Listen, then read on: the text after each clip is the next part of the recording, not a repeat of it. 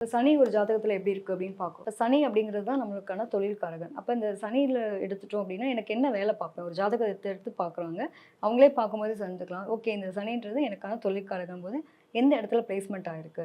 இப்ப நான் என்ன மாரியான தொழில் பண்ண போறேன்? எந்த எந்த ராசிக்கான குணாதிசயம் எல்லாத்துக்கும் அதுக்கான காரக பண்புகள் இருக்குல்ல. இப்ப சனிக்கான காரக பண்புகள் என்னவா இருக்கும்? அப்ப என்ன மாரியான தொழில் அவங்க பண்ணுவாங்க? அது கூட என்ன கிரகம் கனெக்ட் ஆயிருக்கு?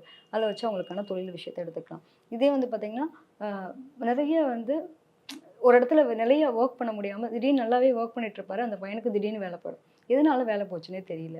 நான் நல்லா தான் பண்ணிட்டு இருந்தேன். இதுல இருக்கறதுலயே வந்து ஹை லெவலான ஒரு போஸ்டிங்ல இருந்தேன். சம்மந்தமே இல்லாம என்னோட வொர்க் போயிடுச்சு. அப்படிங்கும்போது இவங்களுக்கு ஏன் இந்த டைம்ல வேல போச்சு? இப்ப எந்த டைம்ல அவங்களுக்கு வேல கிடைக்கும்? அதுக்கு வந்து என்ன சப்போர்ட் பண்ணணும்னா, கோச்சார கிரகம் சப்போர்ட் பண்ணும். அடுத்து நெக்ஸ்ட் இவங்களுக்கு எந்த வேல போப்போது? இப்ப சப்போஸ் நம்ம பொதுவா வந்து நான் சொல்வேன். எப்பயுமே வந்துட்டு வேல போகுதுன்னு கவலையே படாதீங்க. வேல போகுது அப்படின்னா, உங்களுக்கு உங்களுடைய அங்கீகாரம் உயரப்போகுது. ஏதோ ஒரு வகையில தொழில் ரீதியா உங்களுக்கான வருமான உயர்வுக்காக தான் இருக்கிற இடம் காலியாகுது. அத பத்தி நீங்க கவலையப்படாதீங்கன்னு நான் நெறைய பேருக்கு சொல்ற விஷயம். அது உண்மையிலேயே 100க்கு 100 உண்ம. ரூ. 10,000 சேலரில இருக்கோம் அப்படின்னா, நம்முடைய எண்ணம் என்னவா இருக்கும் அப்படின்னா, அடுத்த கட்டம் ஒரு ரூ. 15,000க்காவது நம்ம போணுங்கிற எண்ணம் இருக்கும். அதுக்காக தான் அந்த இடம் போறது.